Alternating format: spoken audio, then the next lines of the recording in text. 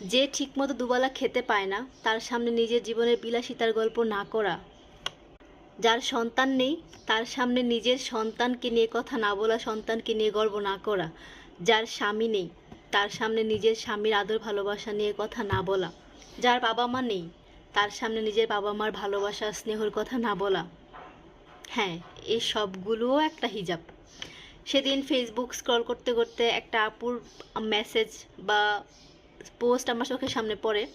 উনি একটা শায়েখের ভিডিও দেখে এই কথাগুলো শুনেছেন।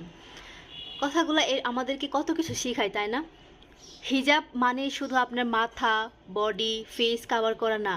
হিজাব মানে এই যে এই সব জিনিসগুলো আমাদের শিখা কাভার করা, যার যেটার অভাব তার সামনে সেই জিনিসটা নিয়ে গর্ব না করা, তাকে কষ্ট না দেওয়া। জীবনে কত কিছু শেখার বাকি আছে, তাই না? অথচ আমরা অল্পতেই নিজেদেরকে কত জ্ঞানী মনে করি।